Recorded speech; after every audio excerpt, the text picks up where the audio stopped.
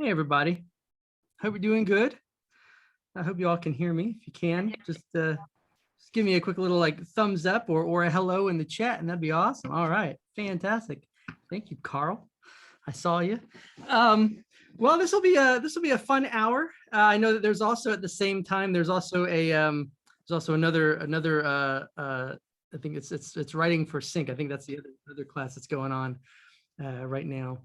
But so I'll just give you a little brief introduction on my end, and then I actually have some slides that I'm going to jump into. I'm going to show you the process that I've used to license my music and all those sounds apparently people coming in. But my name is Michael Elsner, and I'm actually in Nashville right now. I lived out in Los Angeles for a long time, and years ago I actually used to do some stuff with West Coast songwriters when Catherine Wood was running it, and there, it's like every month there was something going on at I think it's Genghis Khan out in Hollywood, right down in downtown Hollywood. And but a quick little story for me is, I started off in a small town in upstate New York, and I moved to Nashville in the late '90s, and I apologize for all the dings that are happening. But I moved to Nashville in the late '90s, and basically spent the next 4.5 years getting turned down by virtually every publisher in town. And in 2003, I moved out to Los Angeles. And I at that point, after 4.5 years of being turned down by every publisher, I thought, well, let me at least go out and, hang out where there's an ocean. And, if I'm going to get rejected, at least the weather's nice, right? So I moved out to Los Angeles, and ironically, I ended up connecting with someone who's speaking in the other room right now, a girl named Carrie Kimmel. I met her like about a month after I moved to Los Angeles, and she had just moved out there. And we both kind of started our journeys at the same time, and both fell into the sync world. I fell into it because I started playing guitar for a bunch of composers, and then I started meeting these people called music supervisors. And I was playing guitar on a show called Cold Case, and I don't know, my third day there or something like that, the supervisor came back, and I said, hey, can I give you a CD? And she said, sure. So I gave her a CD, and 2 weeks later, I had a featured vocal placement on Cold Case, and that was really a life-changing event for me. I really had no idea that licensing was even possible. But being that I'm not a frontman or an artist, I was always, stuck writing with other people, female vocalists, male vocalists, always doing productions for them and having them come and sing on my tracks. And so along my own journey is I've been able to write and produce a lot of music across a lot of different genres, everything from orchestral to heavy metal to bluegrass and country to a cappella. And I'm virtually everything in between: pop, singer-songwriter, EDM, everything. And in I think it was around 2010, I got asked to compose for American Idol. So I did 2 seasons of American Idol, and I actually got turned down initially. I auditioned for it, and I did not get it. And I begged them to give me one more shot, and I brought in a buddy of mine to help me orchestrate some tracks, and then I landed the gig. So that kind of opened up the door for writing for that, and then a lot of other shows. But the process that I've developed through my career has been one that's allowed me consistent sync placements. I have over 2,500 placements of my own songs across a wide variety of styles. And then a number of years ago, I started a trailer music company with my writing partner. So we also do a lot of trailers. So let me just dive into my slides that I'm going to show you, and we're going to dive into my process. And the cool thing with this process is that regardless of stylistically what you write, this process is what I call a value-driven process.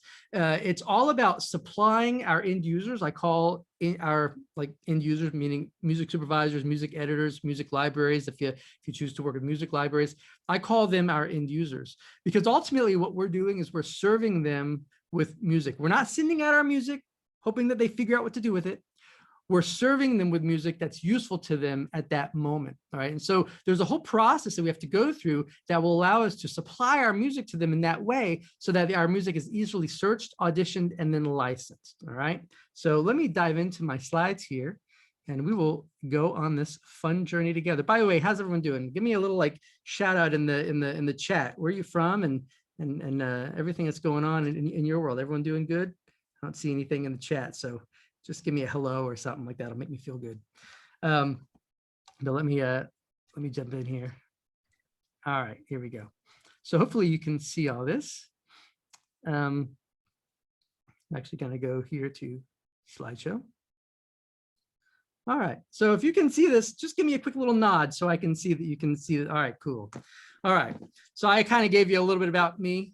I've had, like I said, over 2,500 placements, over 850 TV episodes, international commercials for, let's see, like Audi, Skechers, Mazda, Verizon, film trailers for, well, the coolest film trailer I've done so far is Star Wars: The Mandalorian. So that excites me. But let's see, I had a Super Bowl commercial with Amazon Prime's Jack Ryan series. I've done Sneaky Pete, Better Call Saul, Disney Cinderella, Maleficent 2, of just a boatload of them. And I created basically this 4-step process. That's what I'm going to show you today. All right, let me do this. There we go. Like I said, I have a trailer music company called Sonic Trimmer. These are just some of the records that we have. And so today, basically, what we're going to do is we're going to just do this really concisely. I'm going to show you, I'm going to give you a breakdown of the 4 steps that I've used that you can start applying. I'm going to show you how one song, just one song, can provide you with multiple streams of income really for years. This is really step 2 of the process. I'm going to show you the golden ticket to licensing success. That is step 3 of the process. And then how to bring massive value to our end users. And that's step 4. All right. The benefits to licensing your music. These are just some of the benefits that I see in it. You can write the music that you're passionate about. My favorite part of it is there's no more music industry politics and BS that goes along with that. Another wonderful benefit to licensing is that it doesn't matter how old you are, it doesn't matter what you look like, and it doesn't matter where you live. All that matters is that your song fits the scene. It helps tell the story that's taking place in the scene. Really what we're doing is we are ultimately serving directors and producers, right? Even the supervisors that we're working with, the music editors, their job is to serve directors and producers. Now, question that I get often is, well, I don't write vocal songs, I write instrumental tracks. Okay, so licensing is perfect for you if you write vocal songs. It's also perfect for you if you write instrumental songs. If you have an album that you've already released, you can absolutely license it. That's a question that comes up often. If I have a song out, already on Spotify, can I license it? The answer is absolutely yes, and you should be licensing it. And of course, if you just want to get your music out and get it heard by millions of people worldwide, getting it on a TV show really opens up that opportunity for you. Let me go through a couple of statistics because I think the statistics are really interesting. I'm not going to spend too much time on this, but I want to show you this because last year was important as far as what happened with the pandemic. Okay, so these are all of last year's numbers, 2020's numbers. Last year, physical album sales fell 23%, but vinyl sales is what's awesome. They increased 28.7%, and really for the first time since '86, revenues from vinyl sales were larger than CD sales. And digital downloads of albums fell 13%. Digital downloads of singles fell 23%. The source for this is the Recording Industry Association of America, their annual report. Okay, so you can look up all this data yourself.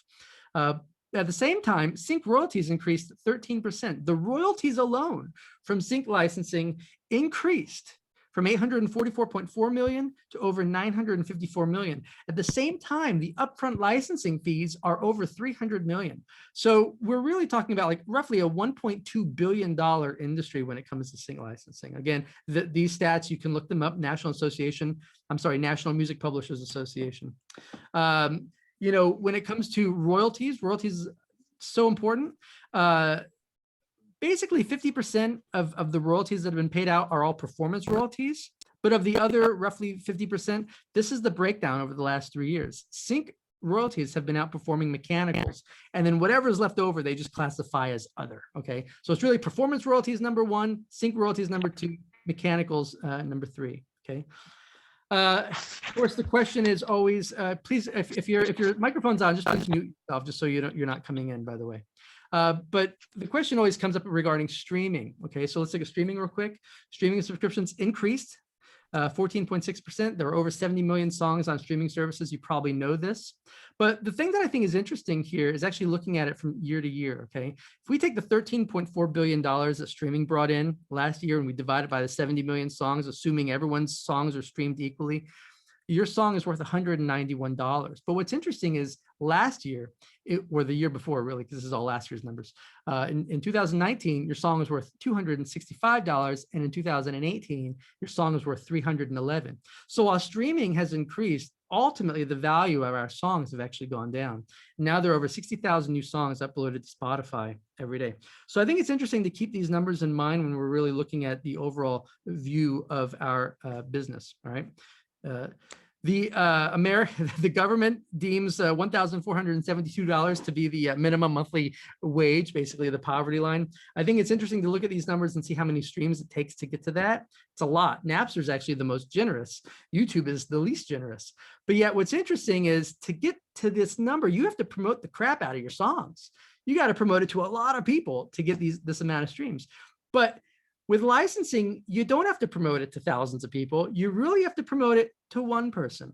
And in fact, one person can generate a sync placement for you that will pay well over $1,472, okay? But if we want to break it down to small numbers, this is the amount of streams that it takes to earn just $1. And across all 9 of these streaming platforms, it takes an average of 225 streams to earn $1 from your music.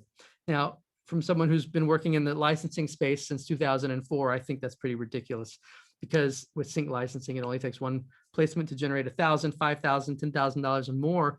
And what's nice about this is that we don't have to be marketing our music to thousands of people. We just got to market our music to a handful of supervisors and editors who like working with us and our music so much that they keep coming back. All right. So of course, last year, we all know what happened with everything shutting down. A lot of musicians struggled really hard. It was really sad to see. But what's interesting is that the entertainment industry, meaning TV shows, films, all that, it actually just continued to grow. And more subscribers equals a need for more musical content. If we look at what happened here with Netflix and Amazon Prime and Disney Plus, look at the millions of subscribers. Just look at all the new shows. Netflix alone has over 120 shows coming out in 2021 alone, just for Netflix. That's an astronomical amount of productions, okay? So again, more subscribers equals a need for more content. And I'm showing you this slide because this was something that a guy sent me. He said his first year doing this, licensing a song, this was 2020, and he got close to 400 placements using this process, right? When everything was shutting down, he's getting 400 placements. Another friend of mine said, well, all my gigs got canceled. Thankfully, the licenses keep coming in. So I'm showing you this because, in my opinion, sync licensing is truly one of the most reliable sources of revenue that we have available to us if we decide to actually learn the game of licensing, all right? And this is a simple quote from Henry Ford. And I'm sharing this with you because as much as I've shown this process to various friends over the years and lots of other musicians over the years, it ultimately really comes down to one thing. It comes down to the fact of whether you believe you can, you're right, or whether you believe you can't, you're right. I know a lot of musicians who want to do this, but they don't think they can. And so by not thinking they can, they obviously take themselves out of that equation, and they don't. All right. So if licensing is something that you want to do, I really want to encourage you to believe that you can. This is something that is available to all of us as independent musicians, because the reality is that the majority of the music that you hear on TV is actually from independent musicians, just like you and me. Okay. So truly believe you can. You just got to learn the game. That's it. That's all it boils down to. So here is where we're going to really start. And this is the biggest mindset shift that I want to give you here. Okay. A music supervisor who's looking to license music for a film, what industry do they work in? They work in the film industry. And a music editor choosing music for a TV show works in what industry? They work in the TV industry. Now, the thing here is that when we're licensing our music, we are no longer working in the music industry. All right, we're actually working in the TV industry, the film industry, the commercial industry, the video game industry, and those end users absorb and utilize music in an entirely different way than what we're used to when it comes to delivering our music in the traditional music industry, which is, really the path that we're used to, which is basically just send your music out, let someone listen to it, and let them figure out what to do with, whether or not they like it or not, right? This industry worked completely different, all right? So this is the 4-step process. We're going to go through this step by step. Excuse me. First step is to build your catalog. It goes without saying. Second step is to create what I call the valuable content. I'm going to show you what that is. The third step is to master metadata. And the fourth step is what I call getting your music heard. Now, a lot of musicians will come to me and they go, who do I send my music to? Well, that's a great question. It's really the wrong first question because it's the fourth step of the process. All right. So the way I like to think about this is that we build, and then we knock. We don't just start knocking. And that's the big difference that we have with licensing versus the traditional music industry path. When we're generally, getting our music out into the world, we're always knocking, right? We finish our record, we send it out, and we just basically knock. Here, we actually have to build. We have to supply all the elements into that deliverable before we start sending it out. All right, so let's take a look at it. I'll skip over this. Step one, build your catalog. This is really what they're discussing in the other room that they're talking about, writing for sync. Building your catalog is really writing for sync. Okay, our goal in my philosophy when it comes to getting placements is not just to get one placement, it's to get consistent placements. You're never going to build a career just getting one placement. You build your career through consistent placements. There's a strategy that will get you there. Successful artists and musicians, they build their careers around large catalogs of music, meaning that they don't have 3 songs. That's what they're staking their, licensing business on. The other benefit to this also is the fact that if you're an artist and you want to explore other avenues, you can explore all these other avenues when it comes to writing your songs, right? You don't have to be just locked into, well, my fans know me as a singer-songwriter. Well, that's fine. But in the licensing space, you can explore as many different genres as you want, all right? So a wide variety of music will fulfill a wide variety of placement opportunities. So I really try to encourage musicians to just build your catalog. Don't worry about all the music industry aspects of things, right? Just write music that you're comfortable with. There are 5 factors that go into building your catalog. The first one is to create music freely and without reservation. And what I mean by this is to ignore all of the, really, if I could summarize it, I would say the chasing aspect, right?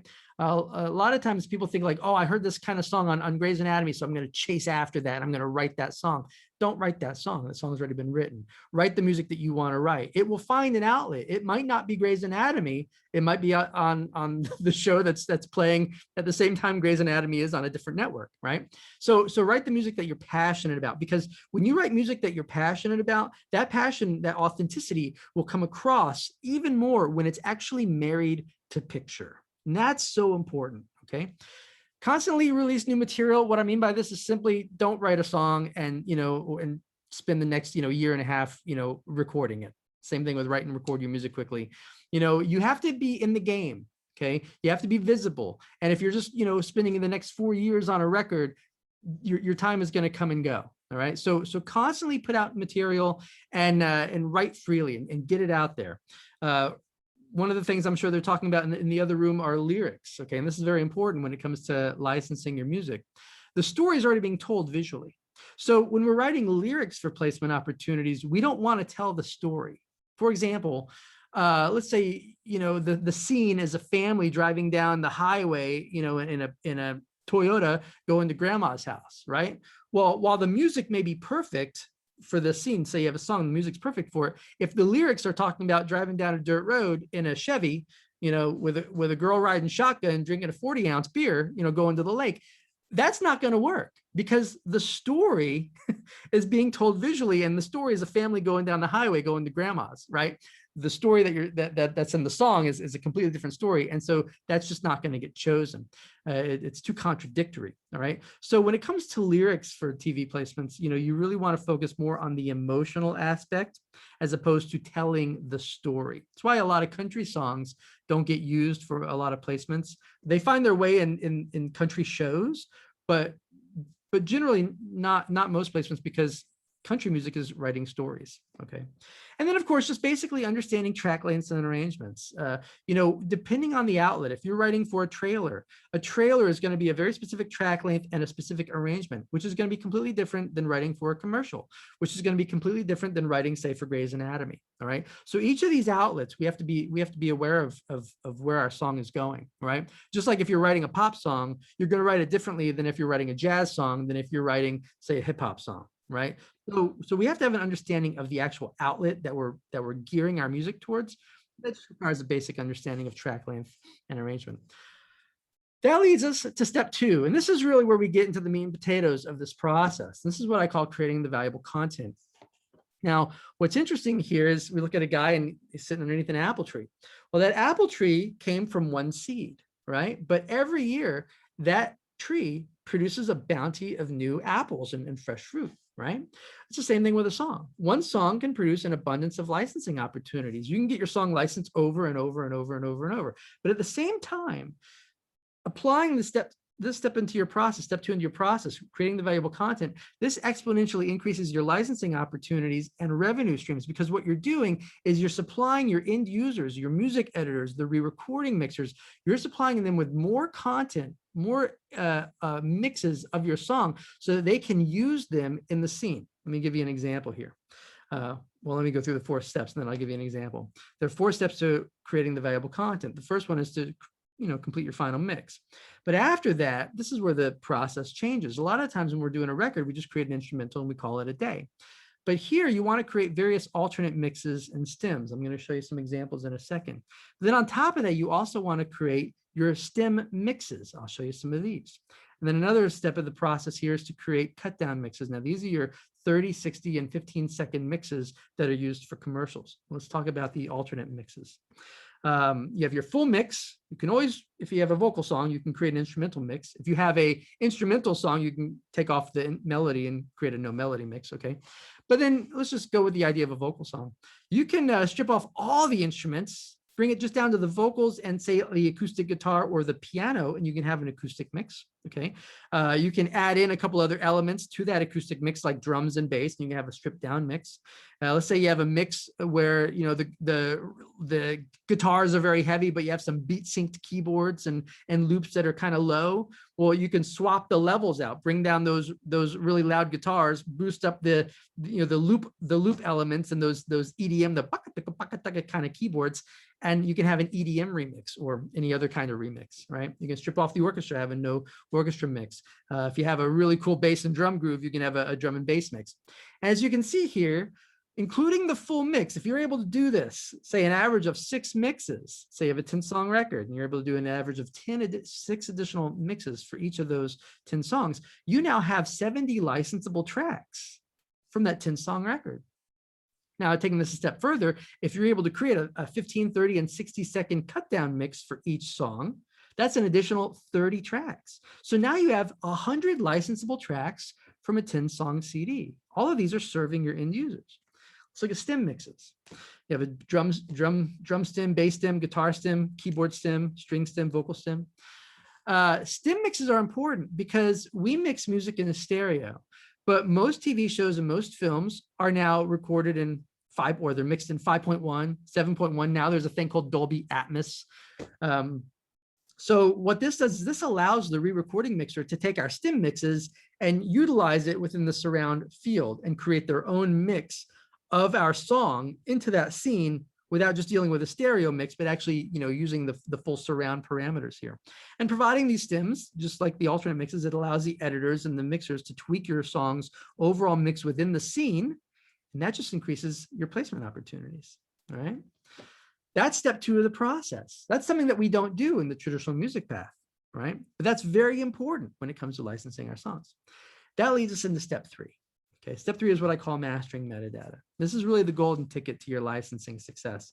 It allows your music to be easily searched, auditioned, and licensed out of hundreds of thousands of other songs. And it really comes down to your discipline to fully input metadata. That's really what it boils down to. Now, metadata, to be clear, is just any piece of information that's added to the audio file. For example, just putting the song title onto the audio file is considered metadata, although that's really useless metadata. The song title, the artist, the album, that's important along the traditional music industry path. But our editors, our directors, our producers, our supervisors, they're going to be looking for very specific keywords that describe the kind of music that they're looking for this scene. So we want to make sure that we have all those keywords and those descriptions added to our song so that we show up at the bottom of that search. There are 5 factors that go into adding thorough metadata or mastering metadata. Okay, the first one is to just include a 1 or 2 sentence description of your song. Second one is to create a list of keywords or phrases that would describe the vibe, the mood, maybe another artist that your song is in the style of. That's very important. Third is to include the publishing and contact information. When you license your song, there are 2 licenses that actually have to be signed. You have a sync license and you have a master license. They're generally all put in the folder of a sync license, but whoever owns the publishing and whoever owns the master recording have to sign off on those rights, all right? So including the publishing information and the contact information for the master owner is essential. You have to, of course, embed the metadata onto the audio file. And then, of course, you then have to deliver the proper audio file format. Now, here's one thing that's very important to keep in mind. A lot of us use WAV files, right? But it's important to remember here that WAV files do not carry metadata. WAV files carry time code. They don't carry metadata. So when you're sending out your audio file, let's say you spend all your time adding all this metadata to it, and you send it out to someone else, and you send out a full resolution WAV file. The second it left your computer, all of that metadata was dropped. The type of file format that actually allows for metadata is an AIFF file. So if you're sending out full resolution files, I would encourage you to only send out AIFF files. The second you send out a WAV file, like I said, all of that information is going to be gone. All right. Now, this is another thing that's so key to keep in mind. The licensing space operates differently than the traditional music industry path. In the traditional music industry path, a lot of people focus so much on Spotify and getting their music up to these different online streaming services. Well, in the licensing space, there are different platforms that are the main platforms. And the one I'm going to show you here is Source Audio. And I'm going to just take you through a little bit of the metadata that we have in one of our Source Audio, one of our tracks here on Source Audio. It's a track called Wonder of Wonders, all right? So if we start here, you can see that this metadata starts to get pretty involved, right? You have the composers, it's my partner and myself, okay? The library or the production company is Sonic Trimmer, that's our production company. The publisher, all that information. The genre, that's important. What is the tempo of this song? It's 160, it's medium fast tempo. Here's some words that describe the mood of it. Now, all of these are very important, because if a supervisor is looking for something that's cinematic and delicate and choral, and I'm just looking at some of the words here under the mood, they're going to type these in. And as they type these in, just like any search, this song is going to start showing up. And the more words that they type in, the more they hone down to the bottom of that funnel. We really want to be at the bottom of the final, like 10 to 12 songs, right? So we want to include as many descriptions and descriptive keywords as we can into this metadata so that we show up at the bottom of every relevant search. A lot of times directors and producers, they're not musicians. They're going to say, I want something here that's got like a choir and bells, So of course we want to include the featured instruments. Here's all the publishing information. If someone wants to license the music, we have all of our, obviously the contact information is there, but then we also have the CAE IPI numbers. Of course, this is for cue sheets so that all of that information tracks accordingly. What version is it? And this is obviously the full version. There's the description obviously is the full version. The description of the song is an impending, mysterious, solitary, epic symphonic rock trailer piece that features a choir of vocals. This piece begins with various synth sound effects and drones, blah, blah, blah, blah. But if you read this description, it's very clear before you even listen to this track that this is probably not going to work for like a kid's movie or like a Disney Pixar type of film. Right? So very thorough description, very thorough metadata is essential. And as we've gone through so far, really steps 2 and 3, which are probably new for you, they're not complicated, right? All we've done is we've created some additional mixes that we determined would be pretty valuable, right? We burned those out. And then what we did is we added thorough metadata. So nothing is really difficult. We haven't done anything hard. In fact, everything that we've done really was done at the end of the process. It was once we finished the final mix, this whole process starts. So regardless of if you have a studio yourself or if you work with a mix engineer or a producer, you can sit with that mix engineer and producer and you can burn those versions out that you need to be, that you need to have. You can sit with them and have them burn out your stem mixes. So this is something that you can do even if you don't have a home studio. Of course, if you have a home studio, it's just a lot more fun. So the reality here is, I'm asking you a question, is this something that you can see yourself doing for each track in your catalog? Because the reality is that licensing your music, it really isn't that hard. You just have to learn the process. You have to learn the game, right? And that leads us to the fourth step, which is getting your music heard. And this is really the part where a lot of musicians get caught up and they just stall out, right? And a lot of times it's because they approach it the same way they approach the traditional music industry path, which is just sending their music out and let someone else listen to it and figure out what to do with it. That's not what we want to do here. We want to follow a value-oriented approach. We want to always bring value to that interaction, all right? I have here, be a service and not a narcissist, because a lot of musicians, we want to make it about us. Listen to my music, listen to how awesome I am. But the reality is that with licensing, that's not the path that we want to follow. We want to present our music in a way that's very service-oriented and value-oriented. We don't want our end users to have to figure out what to do with our songs at all right? This is a great example of a typical email that gets sent out. And this is actually a real email. I just changed a couple of things here. But this is a typical email that gets sent out to a lot of music supervisors. And this goes against the whole approach that I just showed you, because this whole approach is hi, I just finished my songs. I'm sending it all to you, and I hope you figure out what to do with it. And that's really what this person's saying, right? I've compiled this email displaying my music in various formats and versions to be considered for placements on any media your company might think suitable. Well, this person didn't even do the research to actually see what this music supervisor was working on, right? They have no idea. Let's say this person is writing well, let's just say that this person's writing singer-songwriter tracks, but yet the supervisor is working on a show where all they're using is R&B. Well, this was a complete waste of time, not only for the individual who sent it out, but also for the supervisor who got this email, right? This is not what you want to send out. You want to approach supervisors who are looking for your music. You want to do a value-oriented approach. So a big no-no to this approach. Now, the question might be, how do I find supervisors? It's very simple. There's a very simple website called imdb.com, and you can find a supervisor for any show, the music supplier for any show, literally in 15 seconds. And I'm going to show you how to do that right now.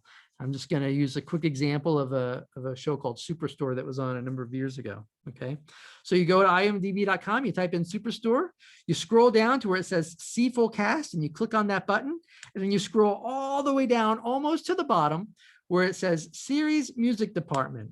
And now you found your supervisor. And that literally took all of 15 seconds. Right? So when people have a hard time finding supervisors, it's really just because they haven't spent the 15 seconds to actually do a search. And it really cannot be easier than this. We live in a time where everyone is so accessible, and finding out who's working on a show is so easy. Now, sometimes you'll find that some shows actually don't have a supervisor. There are some shows where the music editor is actually pulling the music. And then there are also some shows where you'll just see that there's a music coordinator, and other times you'll just see a music library. Okay, so music supervisor, music editor, music coordinator, music library, those are really going to be the end users that we want to focus on. And it just changes from show to show. All right, so pretty simple process, not too difficult, right? This is what we've learned. It's not a two-step process. We don't finish our song and then send it out and let someone figure out what to do with it. We actually strategically create the valuable content. Okay, then we add the thorough metadata to every file. All of those files, every single one has to have metadata added to it, right? And then we actually do our research, and we find out who's using music in that style. So for example, if I just finished a song and I could honestly say this music is in the style of Ed Sheeran, I can go on to a website called TuneFind. I can type in Ed Sheeran. I can see all the shows that are using Ed Sheeran's music. I can then go to IMDb, type in those shows, and go through the process that I just showed you. Literally, this takes about 1 to 2 minutes. It's so freaking simple. At that point, it's really up to you to use some of, obviously common sense, but really your best judgment and how to approach the supervisor or the editor or the coordinator. And in my opinion, it always starts by doing some research. Give yourself a half hour, look them up online, go maybe listen to a podcast they were on, read an interview that they did. Maybe, you see an award that they had, maybe look them up on LinkedIn. Maybe you grew up in the same state or the same, maybe you went to the same college, whatever it is, find some common ground, okay? And then start there. and then work your way backwards. Hey, John, I love the music that you use and whatever. I noticed you use a lot of music in the style of Ed Sheeran. I happen to have some songs in the style of Ed Sheeran. And then you just let them know. My songs have, I've got multiple versions and stems available. I have metadata. I own the publishing and the master rights. If you own the publishing and the master rights, that makes it easily clearable. And then all you do is you simply add a streamable link. It literally is a 4 to 5 sentence email that's all geared to being a value-oriented approach. And the last slide that I want to show you here is the difference visually between the sync licensing industry and the music industry. Now, if we look here on the bottom, basically the first half of this is the same, right? We start with songwriting, we go into recording and then mixing, right? And then of course we print our full mix. And then at that point, the traditional music industry path goes down. That's when we go to mastering, we create our album artwork, we do our CD and album duplication, then we do our online distribution to all the stores, and hopefully we get some album sales and some streams and stuff like that. Okay, that process does not work for licensing, right? A lot of people will just follow that process, and when they get the distribution, they just send out an email to supervisors. That's not the process that we want to do. What we want to do is we want to actually take the upper path. Okay, we want to go to step 2. We want to print our alternate mixes and stems. We want to add the metadata, and then we want to reach out to them. So it's like what I said at the beginning. You want to build, and then you start knocking. All right. And that's basically what I have for you. And I hope that all of that came through okay. Is that good? Yeah, pretty short, pretty simple. Licensing is really not difficult if you follow a value-oriented approach. Just give me a quick yes in the chat box if that made sense to everyone, and then I'm happy to take some questions. All right, thank you, fantastic. All right, cool. Great, thank you, Susan. Let me see. If you have some questions, you can put. If it would be easiest for me if you start with a little cue and then a little. I don't really want to bring people up because we're going to go on forever, and I've done this before. We only have about 23 minutes left, where people just keep asking question after question. So just do a cue, colon, and then ask your question, and I'll just answer them as they come up here in the chat. That way we can be respectful and try and get through as many people as possible in the next 23 minutes. And also, while you all are typing in your questions, I'm going to share one more thing for you. If you would like to learn any of this deeper, I have an ebook, which I should have pulled out. But I have a free ebook that you can get at mastermusiclicensing.com. Just go to mastermusiclicensing.com, get started. You can either go to amazon.com and you can pay for this and you can buy it and they'll send it to you. Or you can just get the PDF for free at mastermusiclicensing.com, get started, and it'll, there you go. All right, what was the website you mentioned to search song types? I didn't say song types, I said artists, and that's TuneFind. And TuneFind, it's not all, none of these websites are like, 100%. But like if you're watching a show, like for example, actually I was talking the other day earlier about one of the people who's speaking in the other room right now. I was watching the end of Cobra Kai. And like I said, I'm friends with her and worked with her for a long time. I recognized her voice. And I thought, I wonder if she sang that song. So I just went to Cobra Kai on TuneFind and I looked up the episode that I was watching, and sure enough, it was sitting there. So you can search TuneFind based on the show and of course the episode, or you can you can type in an artist that you're familiar with or your music's in the style of, and it'll list all the shows and episodes that person's music has been played on. TuneFind.com. It's great. What was that book again? You can just go to mastermusiclicensing.com. It's called The 4-Step Plan to Licensing Success. And you can download it for free if you'd like. What would you include in 30, 60, and 15-second files?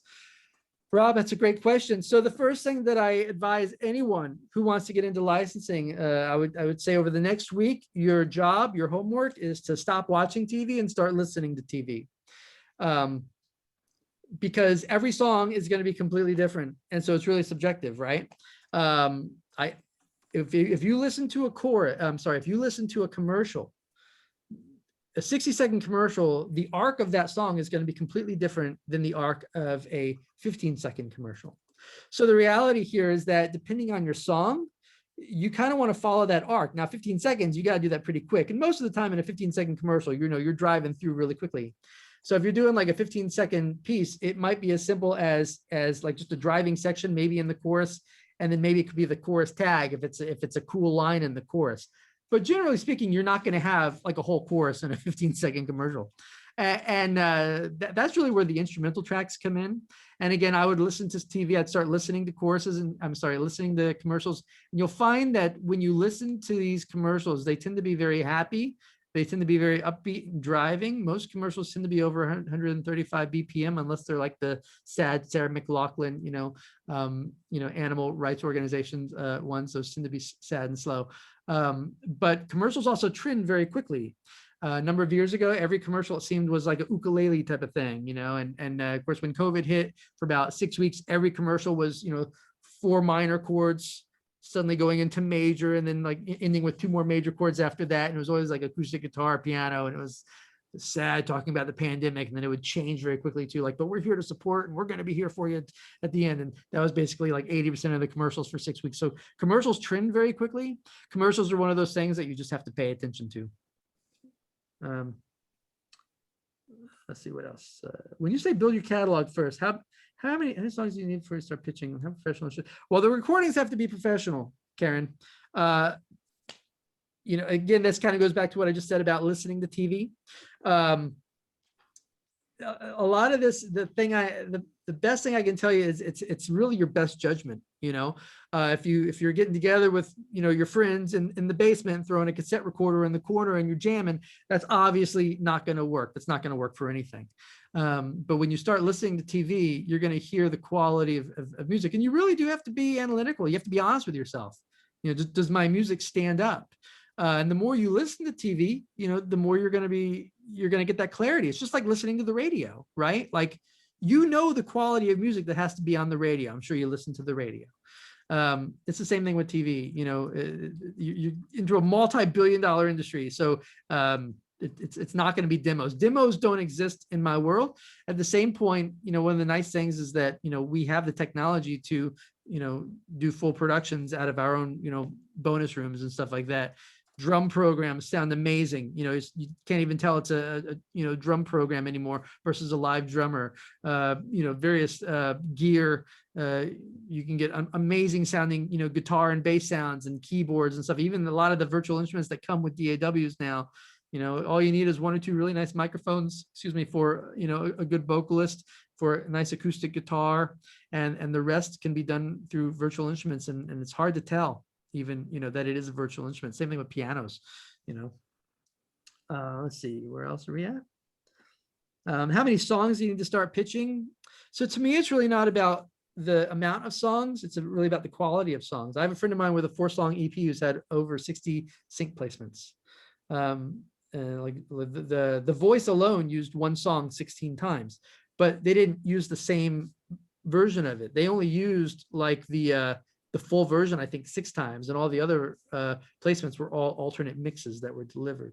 And that's a great example of one editor really liking that piece and using it over and over and over. Kind of goes back to what I said earlier about like, with licensing, you only need to find a handful of people who like working with you and your music so much that they keep coming back. That's one of the benefits of getting in, like if an editor really likes your track, they're going to use it a bunch on the show. And then when they go to the next show, they'll use it a bunch on the next show and the next show, So that's one of the real benefits to this, because you don't have to constantly be marketing your songs to tens of thousands of people to hope that half of them stream it so that you can make, $1,000. Stems, do you have those on hand? I always burn stems the second that when I'm done with the song, I burn all my versions and my stems, and that song then goes onto a hard drive in the back closet, and I don't ever open it up again. So, and that's really just something I learned through years of, sitting at dinner and getting a call from someone at the last minute. They wanted to use one of my songs for a commercial. There's a lot of money on the line, but they needed my stems like within the next, hour and a half. So I had to leave dinner and drive home, find the file, bring it up, hope that, all my plugins from when I did it a couple of years ago were still active, and, oh crap, that EQ, doesn't work anymore. So now I got to re-EQ this. And, so my process has been developed over time to avoid that kind of stuff. So I burn everything the second that it's done. How do you embed the metadata? Can you use that slide one more time? Like, so the metadata can be embedded through any. It's a great question. I'm going to burn through this question because, Ron, this is a question that basically can be answered in 2 hours. Let me give you the way that I look at this. Okay, think of your favorite car for a second. All right, my favorite car is a '68 GTO. Pick whatever car you like. All right. The car, the design of the car, the way it feels when you sit in that car, that's the song, right? That's the actual feeling that we get when we listen to the song, right? So that's the vehicle. The song is the vehicle, okay? Metadata is the engine. The engine is what moves the vehicle. Metadata is what moves your song. So that's step 3. We have a good song, step 1. Step 3 is the metadata, okay? We have to fill in the gap here. Step 2, the valuable content. That's like a transmission, okay? So you can have 2 of the exact same vehicle with the exact same engine at the starting line with 2 different transmissions. You can have a 2-speed automatic and a 5-speed manual. And you know that the 5-speed manual is going to take off much quicker, right? Because it has more torque and you can burn through those early gears. And that's like having the multiple content, the multiple mixes. Okay, you're allowing your end users to use. Oh, I want to use the acoustic mixer, or I want to use the stems, and I think I'm just going to use, say, this acoustic mixer, the stripped down mix, or whatever. There's a lot more opportunity for placements when we do that. So we're going to get a lot more traction that way. So think of it like that. Now, when it comes to how do you embed the metadata, it's very simple. Any audio program will allow you to embed metadata. And that's really like asking, how do you put an engine in a car? You just drop an engine in, right? Make sure that the bolts line up and screw it in. That's really, I don't think, the question that you want to ask. I think the question that you want to ask is, how do I put a Chevy big block in the car instead of like a 2-stroke lawnmower engine? And that's really the power of thorough metadata. Now, when it comes to the thorough metadata, you're not going to be able to input that using like, Studio One and Logic and Pro Tools, because that metadata is the very basic metadata. That's the song, the artist, the composer, and whatnot. Even iTunes is like Twitter, right? You can, or Apple Music, but basically any audio program will allow you to input metadata. Now, in the sync licensing space, there are main platforms that we use. One of the main platforms that we use is Source Audio, and it's a platform where the metadata is added on the back end. So the music is uploaded, right? And then the metadata is added on the back end. It's not attached to the audio file. It's added through the platform. But there's another program called SoundMiner. SoundMiner is like a $900 program, right? That allows you to put in extremely thorough metadata. I don't really teach SoundMiner so much. My process is really based around Source Audio. But because at that point, you got to keep in mind that our end users are really going to a platform like Source Audio. And most high-level reps and libraries are all on Source Audio.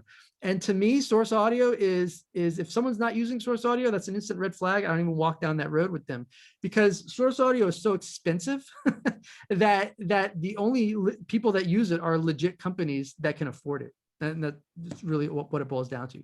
So in the licensing space, you have to be careful, because there are a lot of startups, especially this last year with COVID. There's a lot of people who are willing to take your music without putting any investment back into you, right? And then they're going to say, oh, we can send your music out to these different supervisors, and it's $5 per submission or whatever. Those are garbage, because supervisors are not going to those companies, right? So supervisors are going to be going to the high-level boutique companies, and like any business, and they're the ones who can afford platforms like Source Audio. Their standard contract you use? No, it's licensing is just like real estate. Every contract is going to be different based on the usage. How long first off, what is the production? How long is the song going to be used for? Is it going to be a 20-second placement, or is it going to be a 2-minute placement? Is it a featured vocal placement, or is it a background instrumental placement? All of those aspects play a big role in the contract. Now, to be very clear, I'm 100% opposed to doing this yourself. I think if you're going to try and administer your music 100% on your own to supervisors, that is the equivalent of living, we'll go back to the real estate example, that's the equivalent of living in a cul-de-sac and putting a for sale by owner sign in front of your house. You're really not going to get much traction, and you're only going to hope that someone drives by because they made a wrong turn and they want to buy your house. The difference here is that when you're working through like a library or a rep, it's like living next to a big highway and then putting a big banner out, says, for sale, right? Because thousands of people are going to see it constantly. Or it's like selling your house through a realtor, like they have their marketing channels in place and they also know the business. At the same point, most supervisors don't want to work with independent musicians because a lot of independent musicians don't actually really understand all the intricacies of copyright law. And the problem here is that it becomes the supervisor, it becomes their job then to teach you, which they don't want to do. At the same point, if there were to be some type of thing that came up down the road, the supervisor would be on the line for that. So for example, let's say you wrote a song and you happen to use the 2-bar intro of Billie Jean, right, as a drum groove that you laid something else over. Well, if they were to find this out, say like, Michael Jackson's record label or estate heard that somehow, you don't have the rights to that. So then what they're going to do is they're going to come after the supervisor. And so really what happens, supervisors, most of the time now, they want to work through reps and libraries because the reps and the libraries, they basically vet the music. At the same point, they're covered by E&O insurance. And there's a lot more to this. It's not as simple as just sending your music out and getting a license. There's deep contracts that go into this. So I'm a big fan of working with libraries and working with reps. That's my statement on that. There's standard contract. Are there other than AIFF? No, AIFF is the only full resolution file that actually saves metadata. And you can do this yourself. Go into your, I'm a Mac user, so I call it iTunes still. But if you go into your iTunes or Apple Music or whatever your music cataloging program is, and this is what you do: take a song that you have and just create 2 versions of it. Create an AIFF file and a WAV file. All right. And then spend the next half hour putting in a lot of metadata and really struggle with it so you can feel the pain when it all disappears. Put in all the metadata. And then when you're done, after you've added the metadata to the AIF and the WAV file, take them out, put them on your desktop, and then delete them out of iTunes so they're completely gone. Okay. Now grab those from your desktop, pull them back in, and you'll see what happens. The WAV file will only show up with the title of the song and the artist. Everything else will be gone. Meanwhile, the AIF, said the WAV file on that, the AIFF file will show up with everything. All right. So it only takes one time to spend a lot of time on sending out WAV files and having all that disappear for you to stop doing that. But you got to keep in mind that that's the experience that people are going to have if you send them WAV files, right? If you send them their WAV file, they're going to pull it into their system, and that's exactly what's going to appear on their end. So you can test it out for yourself and see how that works. But AIFF files. Follow on metadata and source audio. Assume I work with a great engineer doesn't have, well, your engineer isn't going to have source audio probably because they can't afford it. Someone who has this program can add source audio. The people who are going to add the source audio are going to be the reps for your songs, right? If you choose to rep your music on your own, then you can do this. But the reality is that most editors, especially now, it just was announced a couple, I don't know, 2 months ago or 3 months ago or something like that, oh my gosh, what is the editing software? I can't believe my mind just went blank. There's a Premiere editing software that most editors use. Adobe Premiere, is that what it's called maybe? But anyway, Source Audio is a plugin for it. So, this is a big advance actually for a lot of people in the licensing space. So editors can actually pull directly from Source Audio through that plugin now, which is really opens up a whole new world for us in the licensing space. But if you're going to completely represent your music on your own, you have to keep in mind that you're making an investment, right? If you don't even do source audio and you're like, well, I'm just going to do the basic thing, and you get like, say, SoundMiner, you can look it up. SoundMiner is like, I think $900, right? Just to input metadata on audio files. So this is a whole other world. Again, like if a lot of musicians who just send their music out, they follow that same traditional music industry path and they just send their music out. I hear from them a lot. They're like, oh, I'm never getting anyone, no one's ever calling me back.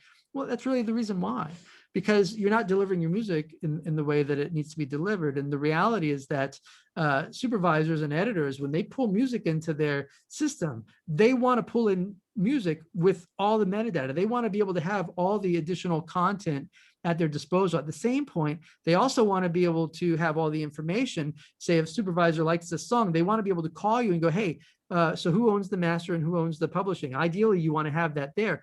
But, all of that has to be provided, because the supervisor's main job is to clear the song. That's really what's important to keep in mind. Their main job is to clear the rights for that song. A lot of times the song might be picked by an editor, it might be picked by a director, it might be picked by a producer.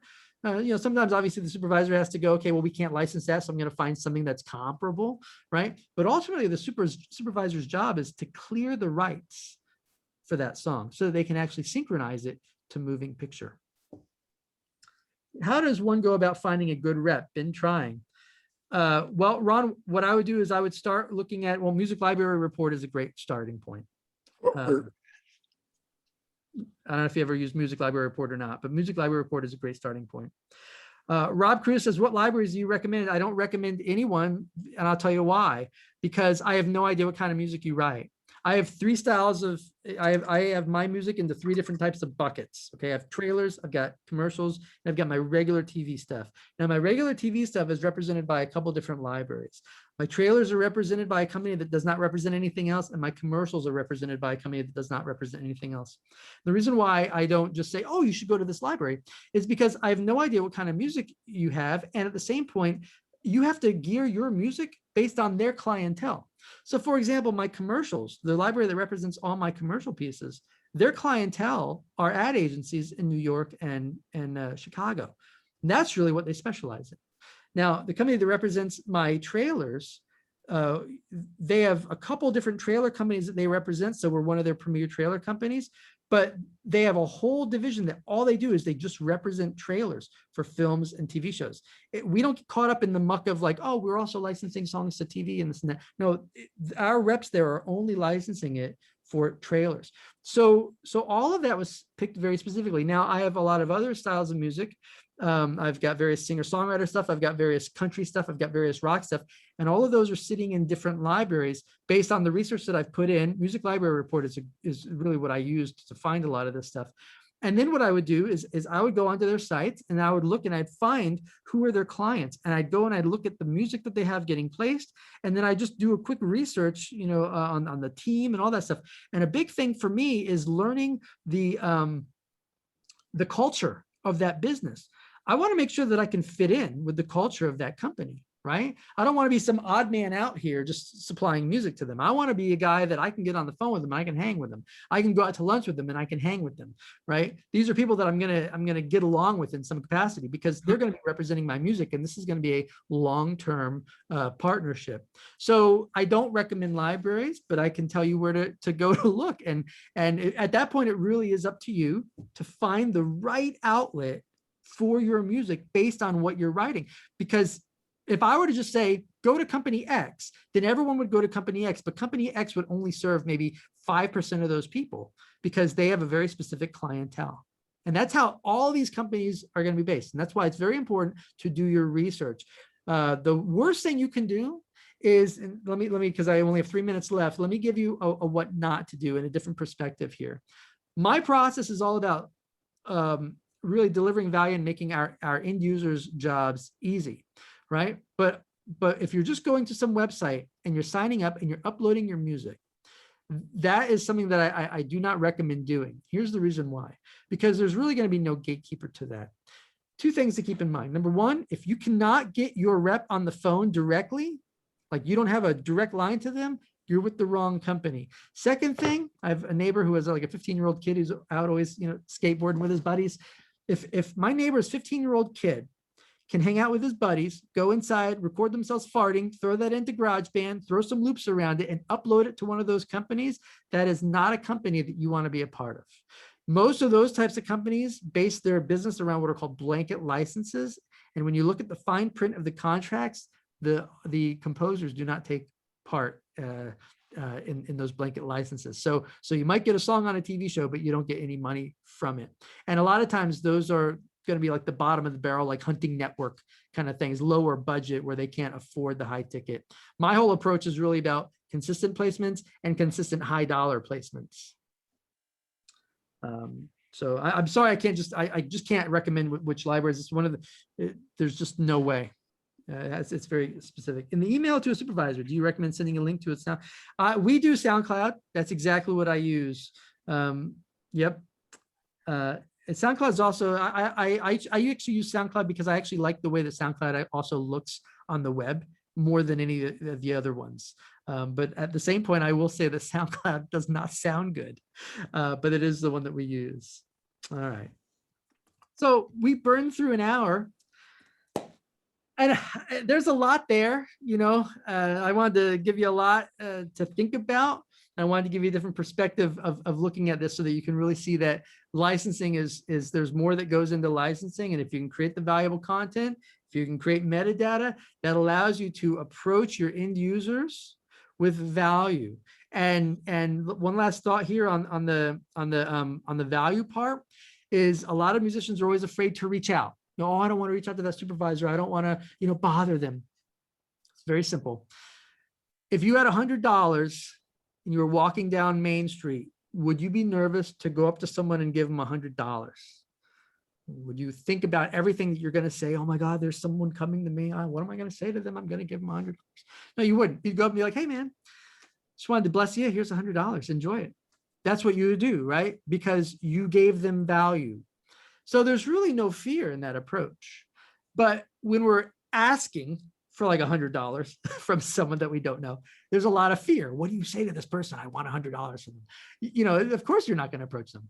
When you have a value-oriented approach, it makes the whole process of getting your music out there very easy and seamless, because you can confidently approach someone knowing full well that you're giving them what they need and what they can use. And even if they can't use it at that moment, you're giving it to them in a way that they can still keep it into their catalog, and they can maybe use it next week or maybe next month, or, maybe in 3 months from now when they're working on another show. So a value-oriented approach, that's what steps 2 and step 3 of the process do. They turn it from a, will you please use my music, to a value-oriented approach. And that to me has really been what's allowed me to have the amount of placements that I've had. So. All right, guys. Once again, I just recommend, if you guys want to learn more about it, you can go to mastermusiclicensing.com. I have a whole lot of blogs up there too, but you can go download the ebook. It'll take you like an hour to read. It's a little bit more involved than how we burned through this today. But I hope that you guys got a lot out of it. And I think we need to wrap up because we've been an hour. So, all right. Well, I'm just going to wrap it up, guys. So we will chat with you all later. Hope you're having a great day. And we'll see you later. Yeah. Bye-bye. Thanks, Michael. You're welcome. Thank you so much. You're welcome. Well done. Thank you.